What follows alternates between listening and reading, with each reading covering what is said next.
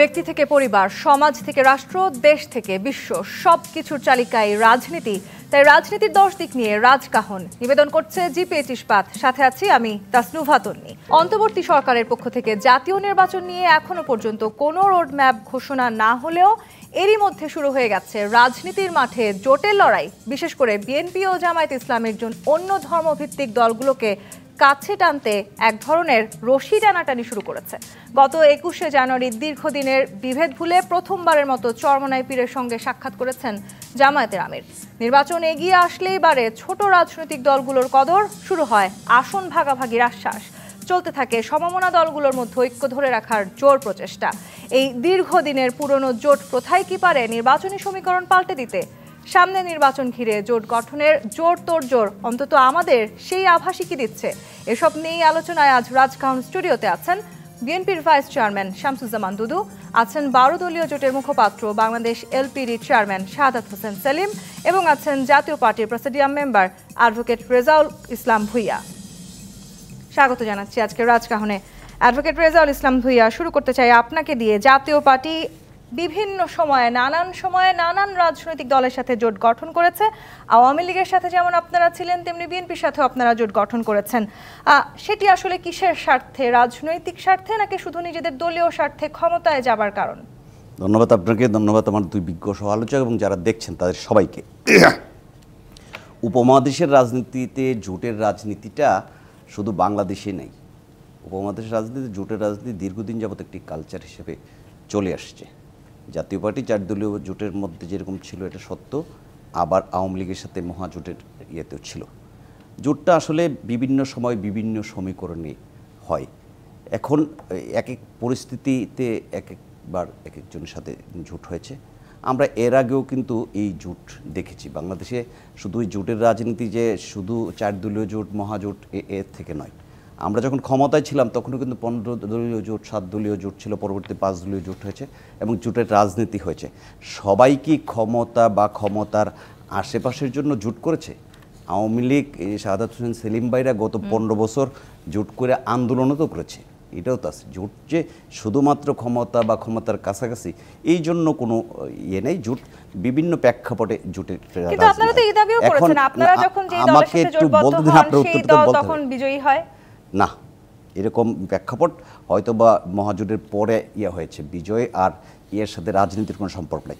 এখন দেখেন জাতীয় পার্টি নির্বাচনে অংশগ্রহণ করছে। একটা দল সাংবিধানিকভাবে নির্বাচনে অংশগ্রহণ করতে পারে আবার নাও করতে পারে, দুইটাই তার সাংবিধানিক রাইট। চরমোনাইয়ের পীর আওয়ামী লীগের আন্ডারে যতগুলা জাতীয় সরকার হয়েছে, যতগুলা স্থানীয় সরকার হয়েছে, সবগুলা নির্বাচনে অংশগ্রহণ করছে। এখন তো চরমোনাইয়ের পীরের দরবারে হাজিরা দেওয়ার দেখছি আমরা বিভিন্নভাবে হচ্ছে। কাজে জোটটা কোন সময় কোন পরিস্থিতিতে হবে এটা সময় বলে দিবে। এবং নির্বাচন আসলে যেহেতু নির্বাচন ভিত্তিক দল এবং ছোট দলগুলোর নিজস্বভাবে ক্ষমতায় যাওয়ার মতো অবস্থা না থাকার কারণে বড় দল দুইটার মধ্যে যখন প্রতিযোগিতা হবে, বড় দুইটা জোটের মধ্যে যখন প্রতিযোগিতা হয়, তখন ছোট দলের সামান্য ভোটও একটা পাশফিল নির্ধারণ করার জন্য একটা শক্তি হিসেবে কাজ করে। সেই কারণে ছোট দলগুলোর কদর বাড়ে। আপনি যেটা বললেন যে ছোট দলকে ডাকা হয়, একেবারে জনসমর্থন না থাকলে তো আর কোনো দলকে ডেকে নিয়ে ওই জোটের অংশীদার করার কোনো কারণ আছে বলে আমি ব্যক্তিগত। সেই জনসমর্থনটা তো আসলে জনগণের কাছে গিয়েও করা যায়, কিন্তু রাজনীতিতে আমরা দেখেছি নির্বাচন যত এগিয়ে আসে রাজনৈতিক দলগুলো আসলে তার আশেপাশে যে রাজনৈতিক দলগুলো আছে তাদেরকে একসাথে করবার এক ধরনের তড়িঘড়ি তাদের মধ্যে থাকে। অ্যাডভোকেট রেজাউল ইসলাম ভুইয়া যে কথাটি বলছিলেন সেখানের সূত্র ধরেই শাহাদাত হোসেন সেলিম আপনার কাছে আসতে চাই। এই যে আমরা বলছি যখনই নির্বাচন এগিয়ে আসে তখনই আসলে ছোট দলগুলোর কদর বেড়ে যায়, বড় রাজনৈতিক দলগুলোকে তাদের দিকে টানার চেষ্টা করে এবং সে ঐক্য ধরে রাখার তাদের মাঝে এক ধরনের প্রয়াস আমরা দেখতে পাই। সেটি তো শুধুই আসলে দলীয় স্বার্থে, কিন্তু জনগণের স্বার্থে যে আসলে অনেকটা জনগণের কাছাকাছি যেতে হবে, শুধু দলগুলোর কাছে নয়, সেটি মনে রাখেন কিনা আপনারা? না, ধন্যবাদ আপনাকে। ভোটের রাজনীতি জনগণের সর্বশেষ কথা, জনগণের কাছেই তো রাজনৈতিক দলগুলো যায়। আর আপনি যেটা বলেছেন যে ভোট আসলেই ছোট রাজনৈতিক দলগুলোর কদর বাড়ে, অথবা ভোট তো গত 15 বছর কোনো ভোট হয়নি। গত 15 বছর ভোটের নামে একটা প্রহসন হয়েছে, ভোটের নামে একটা ভাগাভাগি হয়েছে, বাঁধনের পিঠা ভাগ হয়েছে, সেটা একটা প্রেক্ষাপট। আর বর্তমান আরেকটা প্রেক্ষাপট। বিগত দিনে আমরা দেখেছি যেমন জাতীয় পার্টি 4 দলীয় জোটে ক্ষণিকের জন্য ছিলেন, এরপরে জাতীয় পার্টি দ্বিখণ্ডিত হয়ে গেছেন, বড় অংশটি আওয়ামী লীগের সাথে গেছেন। 2014 নির্বাচন উপলক্ষে জাতীয় পার্টি ভেঙে গেছে। জাতীয় পার্টির বড় একটা অংশ আওয়ামী লীগের সাথে গিয়েছেন এবং একটা ঐক্যমতের সরকারের নামে একটা কিংবদন্তিমূলক সরকার গঠন করেছেন। তারপরে 18 সালের নির্বাচন, 24 সালের নির্বাচন, এগুলোর কথা নাই ভেবে বললাম। তো সামনে যে নির্বাচনটা এসছে, সেখানে নির্বাচনে আমরা তো এই স্বৈরাচার সরকার হটানোর জন্য আমরা দীর্ঘদিন যাবৎ রাজপথে আছি, অনেক দিন ধরে রাজপথে আছি, শুরু থেকে রাজপথে আছি। তো আমরা একটা গণতান্ত্রিক নির্বাচন চাই এবং গণতান্ত্রিকভাবে আপনার জনগণ ভোট দিয়ে যে শক্তিকে রাষ্ট্রীয় ক্ষমতায় বসাবে সেই শক্তি দেশ পরিচালনা করবে, আমরা এই মতাদর্শে বিশ্বাস করছি। সেক্ষেত্রে আমরা বিএনপির সাথে যুগপৎ আন্দোলনের মধ্যে অনেকগুলো রাজনৈতিক দল আমরা অংশগ্রহণ করেছি এবং আমরা বিএনপির পাশাপাশি নিজেরাও অনেক সময় আমরা আলাদা আলাদাভাবে বিভিন্ন কর্মসূচি পালন করেছি। সেক্ষেত্রে আমি মনে করি যে বাংলাদেশের বৃহৎ রাজনৈতিক দল হিসাবে এবং গত নির্বাচনে আমি এবং ড্যামিন নির্বাচনে যারা বিএনপি ডাকে সাড়া দিয়ে বর্জন করেছে এবং যারা রাজপথে আন্দোলন করেছে, তাদের কাছে বিএনপি যেতেই পারে, যে দলটা ছোট হোক বা বড় হোক।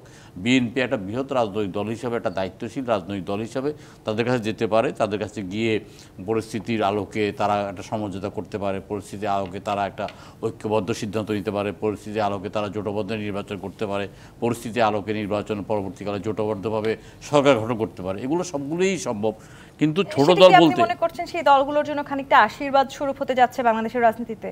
না, ছোট দল তো ধরেন বাংলাদেশ মূলত দুই শিবিরে বিভক্ত ছিল আগে, বা এখন একটা শিবিরে বিভক্ত। আরেকটা শিবির তো একদম A to Z একদম পালিয়ে গেছে, তাদের কথা মানে তাদের টিকিটও খুঁজে পাওয়া যাচ্ছে না। সেক্ষেত্রে ছোট রাজনৈতিক দলের আবার অনেক বড় মানে দল হিসাবে ছোট, নেতা হিসাবে আবার জাতীয় পর্যায়ের পরিচিতি আছেন, জাতীয় পর্যায়ে গ্রহণযোগ্যতা আছেন, সেই ধরনের ব্যক্তিদের নিয়েই তো ছোট ছোট রাজনৈতিক দল। আপনি যদি বলেন তাহলে তো রাজনৈতিক দলের সংখ্যা অনেক, কিন্তু আমরা প্রায় 40টি রাজনৈতিক দল আমরা বিএনপির সাথে যুগপৎ আন্দোলন করেছি। সেই দলগুলোর সাথে বিএনপির এক ধরনের সখ্যতা সৃষ্টি হয়েছে, এক ধরনের কমিটমেন্ট একে অপরের প্রতি আছে।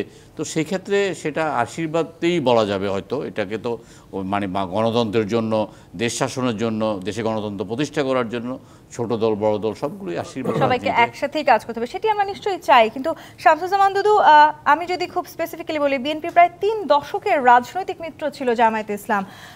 এবারের যেহেতু প্রেক্ষাপট পাল্টে গেছে, নতুন রাজনৈতিক বাস্তবতায় দাঁড়িয়ে আছে আমরা। এবারের বাস্তবতায় জোট গঠনের জায়গাটি থেকে যদি আমরা চিন্তা করি, তাহলে কি আসলে বিএনপির এই 3 দশকের রাজনৈতিক মিত্র তাদের মাঠে প্রতিপক্ষ হতে চলেছে? কে বলেছে? জামায়াত তো 300 আসনে নির্বাচন করার প্রস্তুতিও নিচ্ছে। করতেই পারে। তো 3 দশক নানান পর্যায়ে উত্তরণ ঘটছে, নানান পর্যায়ে। যেমন আওয়ামী লীগ একেবারে দল হিসেবে বিলীন হয়ে গেছে, তার নেতা নেত্রী খুঁজে পাওয়া যাচ্ছে না। তো স্বাভাবিক কারণে রাজনীতির পরিস্থিতির মেরুকরণের উপরে, মেরুকরণটা হয় রাজনীতির তাৎক্ষণিক পরিস্থিতি যেটা, তার উপরে ভিত্তি করে।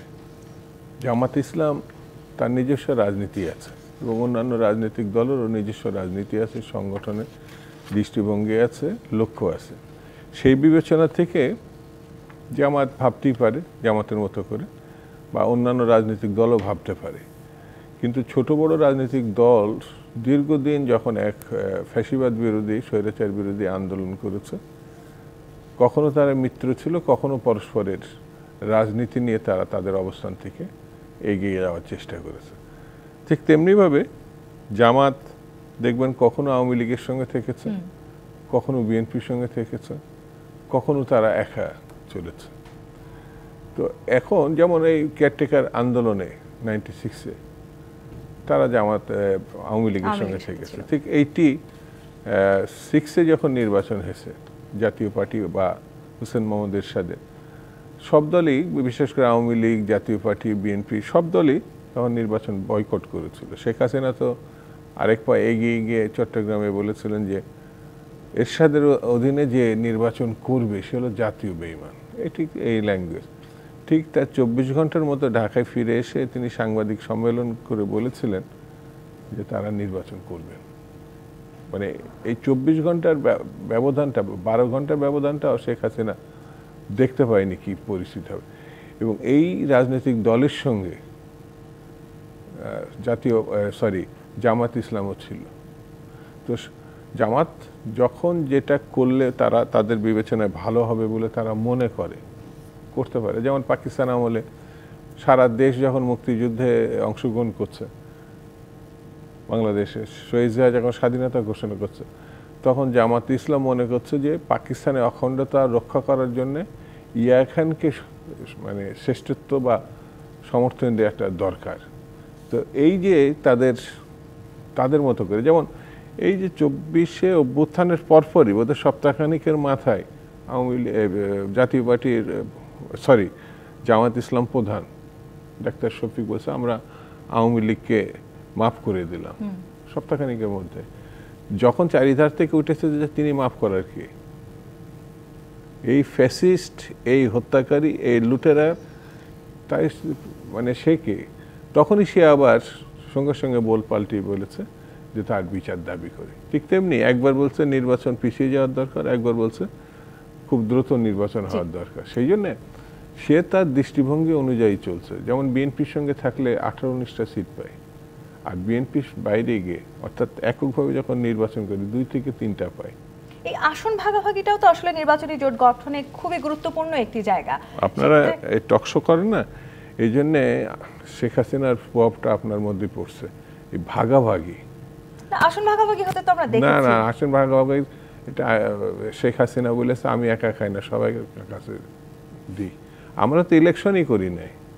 জি না, আমি আপনাদের কথা বলছি না। ও মানে আমাদের সঙ্গে যারা আন্দোলনের মাঠে ছিল, ফ্যাসিবাদ বিরোধী যারা ছিল, তারা তো কেউ করেনি। সেহেতু আসন ভাগাভাগির এই শব্দ উচ্চারণটা হচ্ছে শেখ হাসিনা জাতীয় পার্টি বলা যায়। সর্বশেষ নির্বাচনে জাতীয় পার্টি এক এক সময় এক একটা, এমনকি যে সিটটা জাতীয় পার্টিকে ওই সময় দিয়েছিল নাম কি আওয়ামী লীগ, সেই সিটও আবার কেড়ে নিয়েছে বুলেট জাতীয় পার্টি। এই প্রশ্নটা যদি আমি অ্যাডভোকেট রেজাউল ইসলাম হয়ে আপনার কাছে করি, যে আসন ভাগাভাগির এক ধরনের সমীকরণ আমরা দেখতে পাই নির্বাচনকে ঘিরে, সেই তৎপরতা দেখা যায় যে নির্বাচন যখনই যত এগিয়ে আসে তত বেশি শুরু হয়ে যায়। সেটি কেন আসলে? আপনারা জাতীয় পার্টি এক এক সময় বলেছেন যে আপনারা 300 আসনে নির্বাচন করতে প্রস্তুত, আবার কোনো না কোনো সময় আপনারা বড় রাজনৈতিক দলগুলোর সাথে জোটবদ্ধ হয়েছেন, মহাজোট গঠন করেছেন। সেই সব কিছু মিলে আসলে রাজনৈতিক সমীকরণ পাল্টে দেওয়ার জন্যই এই সব কিছু, নাকি আসলে ক্ষমতায় আসার জন্য এই সব কিছু? রাজনৈতিক দলগুলো তো ক্ষমতা আসার জন্য রাজনীতি করা দোষের কিছু না। ছোট হোক বড় হোক সব রাজনৈতিক দল ক্ষমতা ইয়ে করতে পারে, কিন্তু জোট গঠনের সাথে আসন ভাগাভাগির একটা সম্পর্ক তো জড়িত আছেই। আজকে সামনের ত্রয়োদশ জাতীয় সংসদ নির্বাচনে যদি বিএনপির সাথে আন্দোলনরত যে দলগুলো ছিল, সেলিম ভাইরা সহ আরও যারা ছিল, আমরা নুরু গণ অধিকার পরিষদের দেখলাম যে ওই এলাকায় সাংগঠনিক কাজ করার জন্য বিএনপির সহায়তা করার জন্য এরকম চিঠিপত্র কিছু দিয়েছে। এখন তাদের সাথে যদি আসন ভাগাভাগি হয়, এটা কি কোনো খারাপ জিনিস?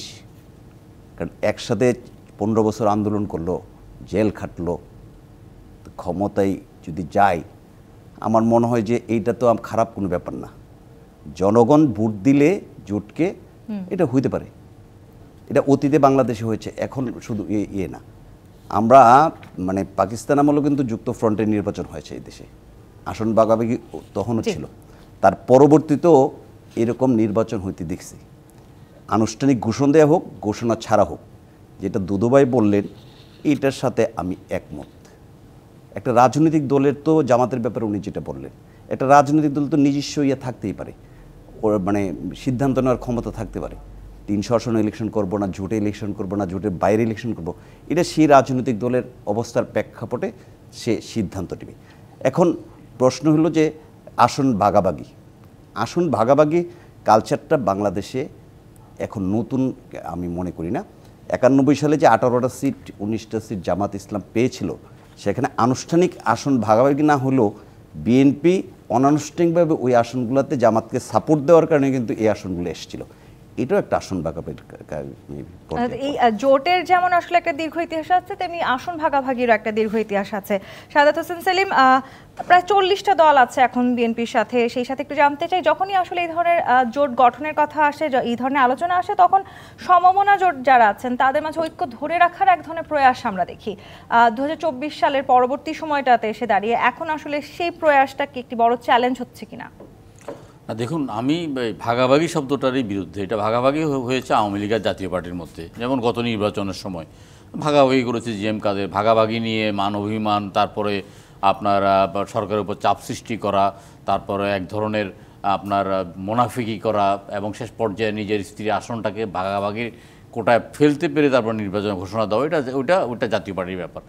আমরা মনে করি যে একটা সমঝোতার প্রশ্নটা, সমঝোতাটা বিএনপি 2018 সালেও সমঝোতা করে নির্বাচন করেছে, আপনার 20 দলীয় জোটের সাথে সমঝোতা করেছে, এবং সেখানে তৎকালীন যেই আপনার ঐক্যফ্রন্টের সাথে সমঝোতা করেছে, কোথাও কোনো অসুবিধা হয়নি, কোথাও সমস্যা সৃষ্টি হয় নাই। আর আপনার ভাগাভাগির ব্যাপারটা না, সমঝোতার ব্যাপারটার মধ্যে প্রাধান্য যেটা দিতে হবে যে সে আপনার এলাকায় কতটা গ্রহণযোগ্য, নির্বাচনী মাঠে নিজস্ব ভোট টানার কতটা ক্যাপাসিটি আছে, এইসব বিবেচনা করেই তো একটা সমঝোতা হয়।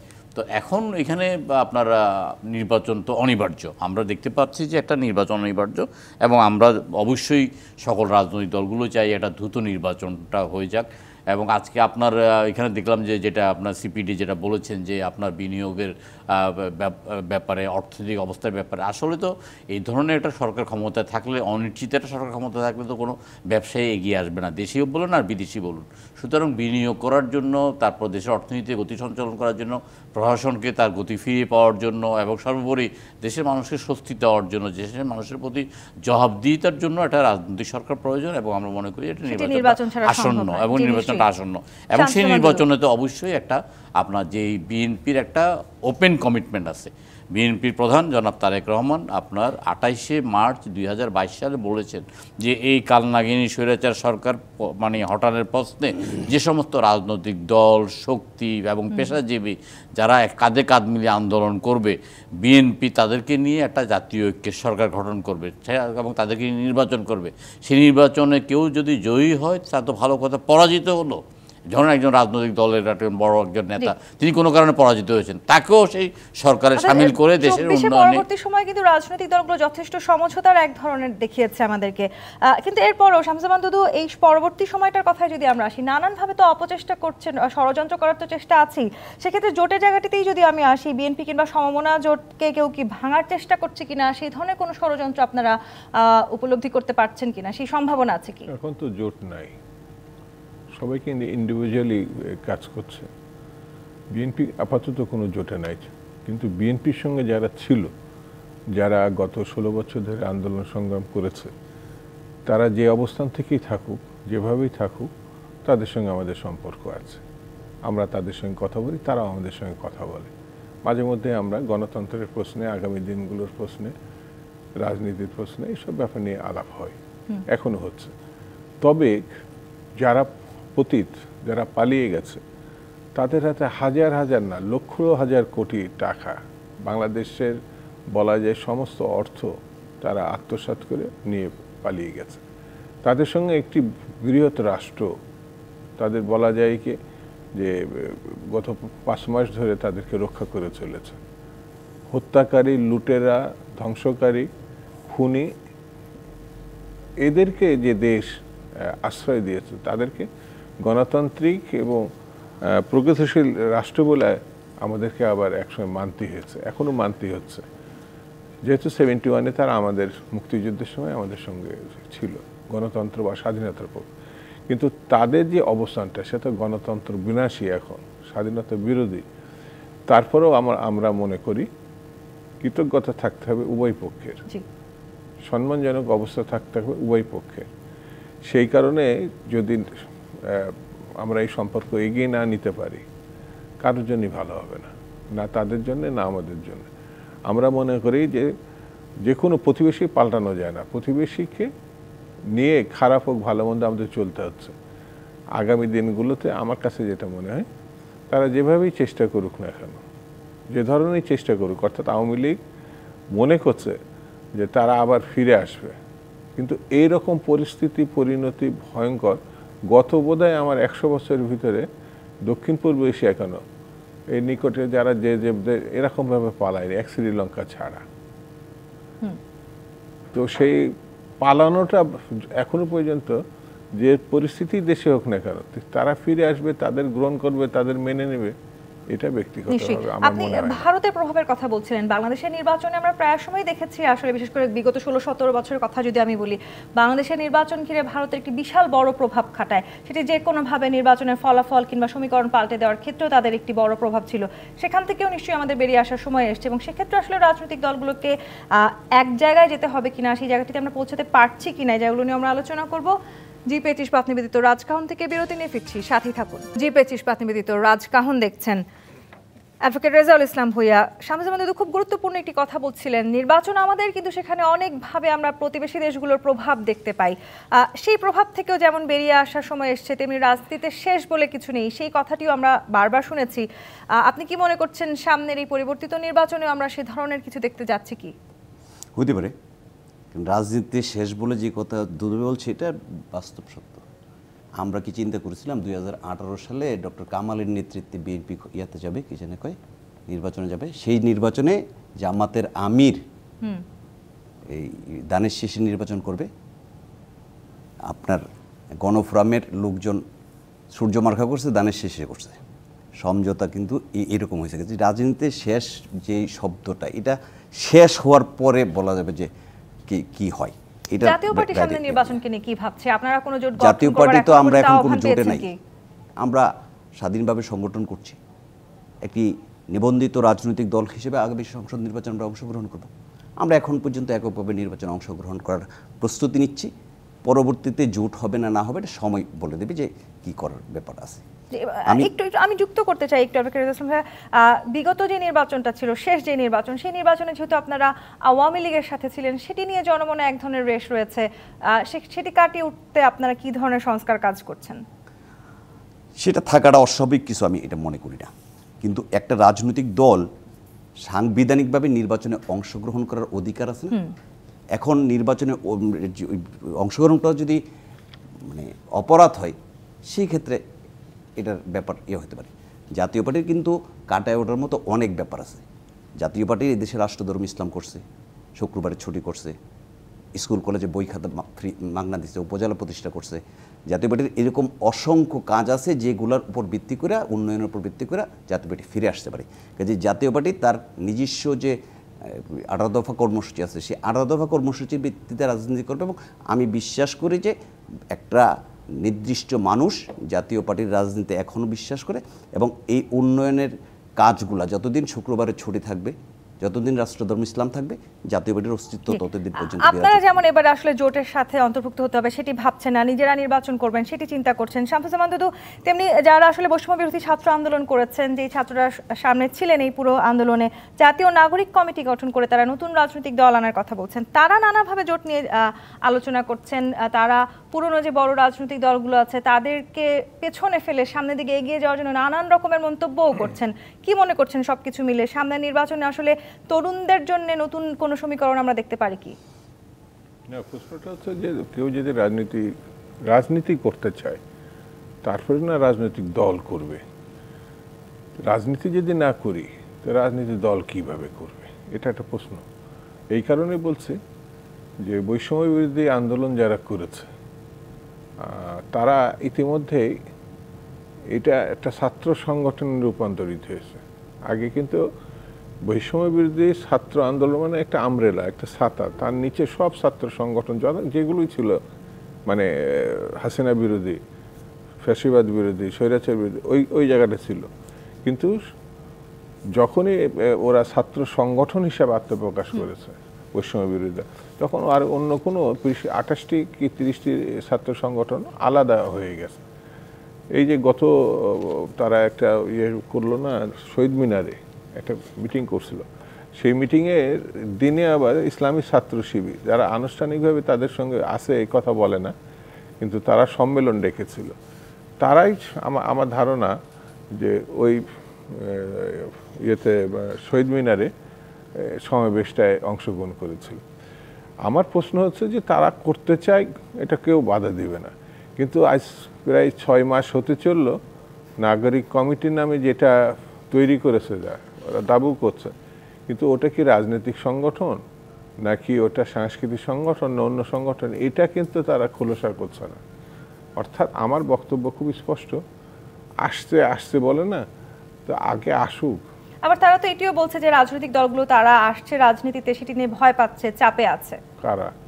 রাজনৈতিক দলগুলো এই মুহূর্তে যারা মাঠে বড় রাজনৈতিক দল আছে, তারা যারা নাগরিক কমিটি নিয়ে আসলে যে ছাত্ররা নতুন রাজনৈতিক দল করছে তাদেরকে নিয়ে খানিকটা চাপে আছে কি?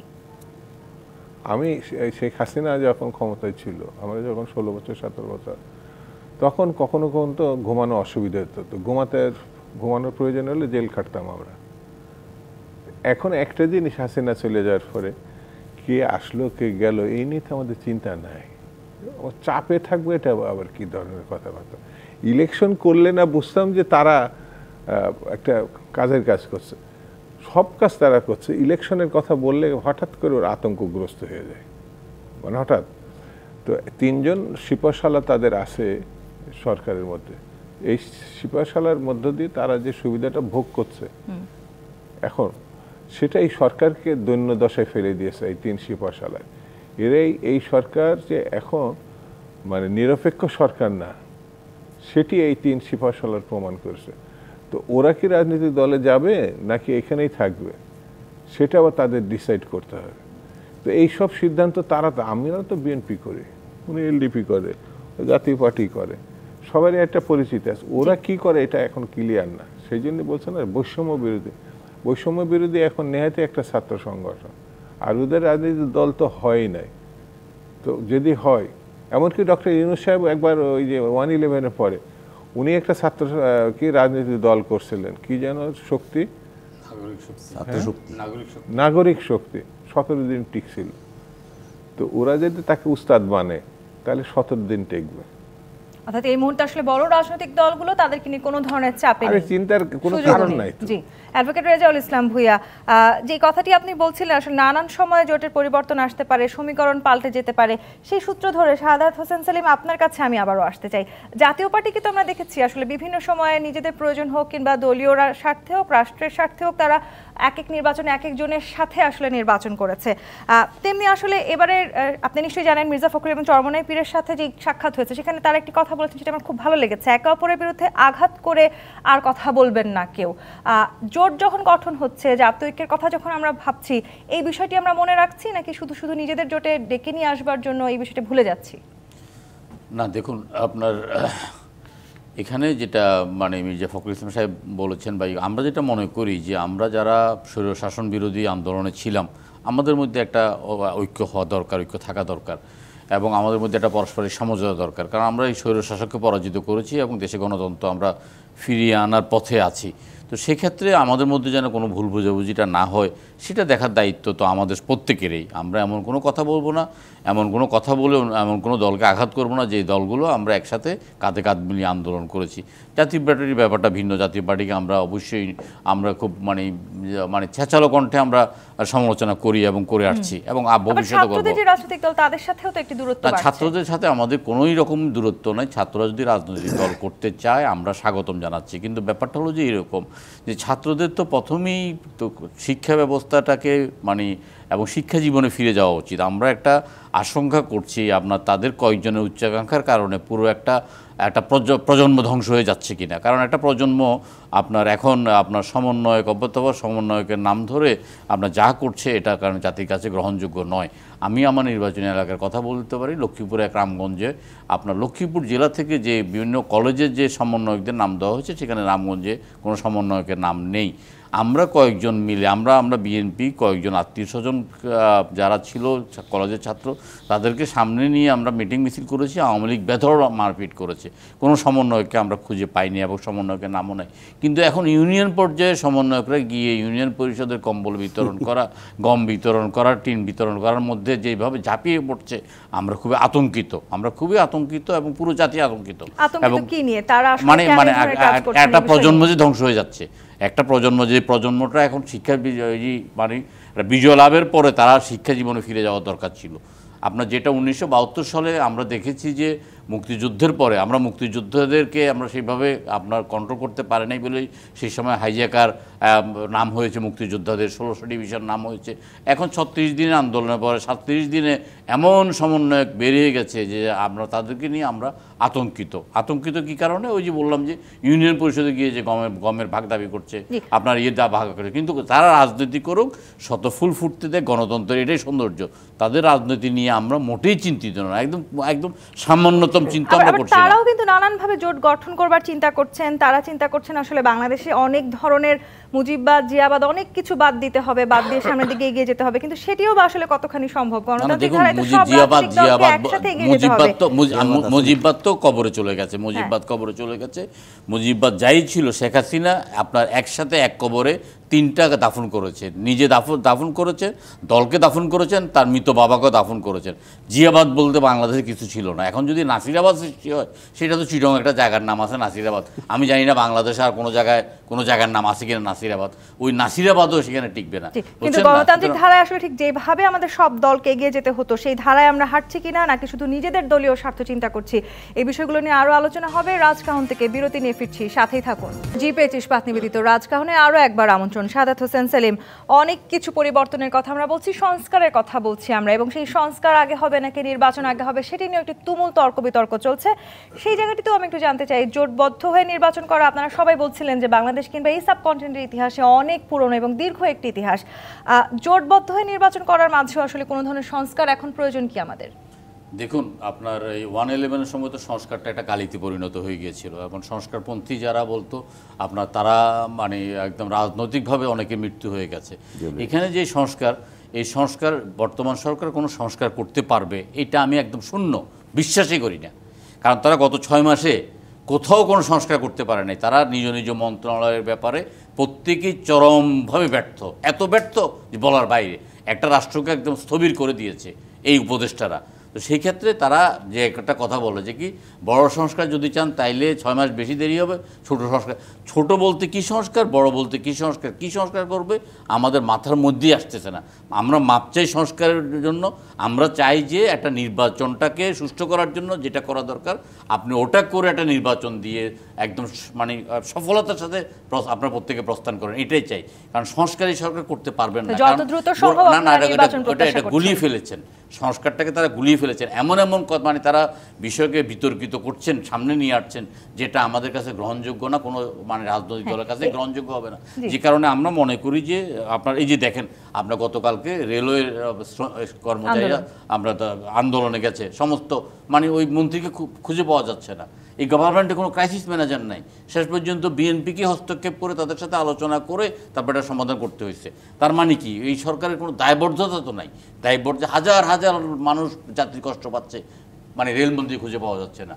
তিনি বয়স্ক, তিনি হয়তো ঘুমিয়ে পড়েছেন, তাকে পাওয়া যাচ্ছে না। তো এই সময় আমরা যেটা চাই যে নির্বাচন, আপনি সংস্কার যদি করতে চান তাহলে তো আপনি সবার আগে দিয়ে তো আপনি খায়রুল হককে গ্রেপ্তার করেন। আপনি আপনার এই যে আপনার ইয়ে যে শামসুল হুদা ছিলেন, রাকিবুল হুদা ছিলেন, এদের গ্রেপ্তার করেন। এই যে রাতের ভোটটা দিনের ভোটটাকে রাতে করেছেন, তাদেরকে আপনার গ্রেপ্তার করেন, তাদেরকে শাস্তির মুখোমুখি করেন। আপনি আমাদেরকে বিশ্বাস করান যে আপনার দ্বারা একটা ভালো নির্বাচন হবে। সেই বিশ্বাসটা আসলে রাজনৈতিক দলগুলো কতখানি করতে পারছে? শামসুজ্জামান দুদু আবার নানান রকমের জোটের কথা আমরা শুনছি, ইসলামিক দলগুলো জোট গঠন করছে, বড় রাজনৈতিক দলগুলো জোট গঠন করছে, যারা ছাত্র আন্দোলন করেছেন তারাও জোট গঠন করবেন। সামনে কি আসলে আমরা জোটবদ্ধ হাড্ডাহাড্ডি লড়াই দেখব? এটা তো আসলে ইলেকশনটা সামনে রেখে যেটা যে মনে করবে যে এটা করলে সেই দলের জন্য, সেই গ্রুপের জন্য, সেই প্রতিষ্ঠানের জন্য লাভ হতে পারে, তখন সেটা তারা করবে, না করার কিছু নাই। কিন্তু আমি মনে করি গণতন্ত্রে ফিরতে হলে পরে নির্বাচন খুব জরুরি, এর কোনো বিকল্প নেই। এখন সেই নির্বাচনটা এই দেশের মানে অতীতে যে হাসিনা সরকার ছিল সেই রকম একটি মানে লোক দেখানো, ভাড়ামিপূর্ণ, জালিয়াতিপূর্ণ এই নির্বাচনে কিন্তু সংকট কাটবে না। মানুষকে আপনার ওই অধিকার দিতে হবে। আপনি যে যেভাবে বলেন না কেন, সংগঠন বাজার আরও খারাপ হয়েছে, আইন শৃঙ্খলা পরিস্থিতি খারাপ হয়েছে, প্রশাসন আগের মতোই মানে সেই মানুষের উপর যে অত্যাচার আর নিজেদের অহমিকা ওর মধ্যেই আছে। তো এই সরকার সেটি যদি ধরতে না পারে তাহলে কি করছে? আমার কাছে একটু আস্থা যদি হারিয়ে ফেলে মানুষ একটা যে কোনো সরকারের প্রতি, বিশ্বাস, আস্থা এগুলো হারিয়ে ফেলে, নির্ভরতা তখন আর থাকে না, সেই সময় সংকট তীব্র হয়। যে সংকটগুলো দেখা দিচ্ছে সেই সংকট থেকে যাতে বেরিয়ে আসতে হলে পরে নির্বাচিত গণতান্ত্রিক সরকার ছাড়া আর ভিন্ন কোনো পথ না। শামসুজ্জামান কি মনে করছেন, সামনে নির্বাচন বিএনপি এককভাবে করুক কিংবা জোটবদ্ধ হয়ে করুক, কতখানি আসলে সুষ্ঠু এবং গণতান্ত্রিক হতে যাচ্ছে? আওয়ামী লীগের থাকা অবস্থাতে তো আমরা শুধু জিতি নাই, ভূমিধস আমরা জয়লাভ করছি আমাদের সঙ্গী সাথী সবাইকে নিয়ে। আওয়ামী লীগ তো নাই এখন। আর এই গণতান্ত্রিক আন্দোলনের বেগম খালেদা জিয়া, জনাব তারেক রহমানের যে নিরলস চেষ্টা, যে উদ্যোগ, আমাদের একাধিক মানুষের ফাঁসি হয়েছে, ফাঁসির মানে হুকুম হয়েছিল, তারাই কয়দিন আগে বেরিয়েছে। ইলিয়াস আলী এখনো পর্যন্ত ফেরে নাই। প্রায় 2000 গুম নিখোঁজের ভিতরে তার সিংহভাগই আছে বিএনপির, এবং যারা আন্দোলন করেছে তারা। তো স্বাভাবিক কারণে মানুষের যদি আস্থা থাকে আন্দোলনকারী শক্তির দিকে আছে, আমি মনে করি সেই আন্দোলনকারী শক্তিকে বিভ্রান্ত করার জন্য নানামুখী ষড়যন্ত্র আছে এবং নির্বাচনকে ঠেকিয়ে দেওয়ার চেষ্টা করা হচ্ছে। আমরা তো সেই 20 সাল থেকেই চাচ্ছি ভালো একটা ইলেকশন হোক। 14 সালে হয় না, 18 সালে হয় না, আর 24 সালে তো একেবারে ধ্বংস। এবার কি মনে করছেন হবে? এবার আমরা মনে করি যে পরিবর্তিত পরিস্থিতিতে ভালো নির্বাচন না করার কোনো বিকল্প নেই। নিশ্চয়ই। আবার যে পরিস্থিতির কথা আমরা বলছি, সেই পরিস্থিতি নিজেদেরকে সামনের দিকে এগিয়ে নিয়ে যাওয়ার জন্য নির্বাচিত হওয়ায় যেহেতু রাজনৈতিক দলগুলোর লক্ষ্য, সেক্ষেত্রে তারা দেখা গেছে যে বিভিন্নভাবে জোট গঠন করবার চেষ্টা করছেন এবং অনেক ধরনের বিশিষ্ট ব্যক্তিদের সাথে আনুষ্ঠানিক কিংবা অনানুষ্ঠানিকভাবে নানান রকম আলোচনাও চলছে দলগুলোকে, জোটগুলোকে শক্তিশালী করবার জন্য। সেটি কতখানি কাজে দিবে? আসলে এই প্রক্রিয়াটা এখনো ওইভাবে বলার সময় এসে নেই। নির্বাচনের তফসিল ঘোষণার আগে বা নির্বাচন তফসিল ঘোষণার পরে এই জোটের ব্যাপারে চূড়ান্ত কথা বলা যাবে, কারণ জোটের রূপ অনেক কিছু পরিবর্তন হতে পারে। অতীতে ছাত্ররা রাজনীতির কিন্তু বিভিন্নভাবে এসছে, কিন্তু এখন যেভাবে ওরা হুঙ্কার দিয়ে আসছে যে বিরাজনীতিকরণের একটা প্রক্রিয়া নিয়ে নতুন রাজনীতি শুরু হচ্ছে, এরকম একটা বক্তব্য মনে হচ্ছে। এই অবস্থায় আমার মনে হয় যে খুব বেশি একটা সফলতা পাওয়ার মতো, জোট করার মতো সঙ্গী সাথীও খুঁজে পাওয়া কঠিন হয়ে যাবে একটা পর্যায়ে। কারণ হলো আপনি সবার বিরুদ্ধে কথা বলছেন, সবাইকে প্রতিপক্ষ হিসেবে দাঁড় করে দিচ্ছেন, সবাইকে প্রতিপক্ষ দাঁড় করিয়ে জনগণের মানে যেই দুর্যোগ আপনি বাড়িয়ে দিচ্ছেন। আজকে অর্থনৈতিক অবস্থা তুমুল মানে একদম স্থবির অবস্থার মধ্যে, কোনো বিনিয়োগ না, একটা গণতান্ত্রিক সরকার ছাড়া কোনো বিনিয়োগ আসা কোনোভাবে সম্ভব না। তো এই অবস্থায় নতুন দল করে হবে এরকম কোনো নেই। অতীতে ছাত্ররা রব ভাই, শাহজাহান সিরাজ ভাই দল করেছে, নুরুশ, রাশেদ, ফারুকরা দল করেছে, তাদের কিন্তু একটা ধারাবাহিকতা ছিল। আমি শেষ পর্যায়ে শুধু একটা কথা বলে শেষ করে দেবো, এটা হলো যে জিএম কাদের সাহেব স্ত্রীর জন্য নির্বাচনে গেছে, এই তথ্যটা একটা ভুল তথ্য। ওনাকে তৎকালীন ফ্যাসিস্ট সরকার মারাত্মকভাবে চাপ দিয়ে নির্বাচনে যেতে বাধ্য করেছে এবং অনেকেই দিয়েছে। 31টা রাজনৈতিক দল নির্বাচনে গিয়েছিল, এটাও কিন্তু বাস্তবতা। আমরা শুধু জাতীয় পার্টি একা যাই না, 31টা নিবন্ধিত রাজনৈতিক দল ছিল। ধন্যবাদ অ্যাডভোকেট রেজাউল ইসলাম ভূঁইয়া, শামসুজ্জামান দুদু, সাদাত হোসেন সেলিম আজকে আমাদেরকে সময় দেওয়ার জন্য। আজকের মতো বিদায় নিচ্ছি জি25 ইস্পাত নিবেদিত রাজকাহন থেকে। ফিরবো আগামীকাল রাত 10টায় নতুন রাজকাহন নিয়ে। ডিবিসির সঙ্গেই থাকুন 24 ঘন্টা।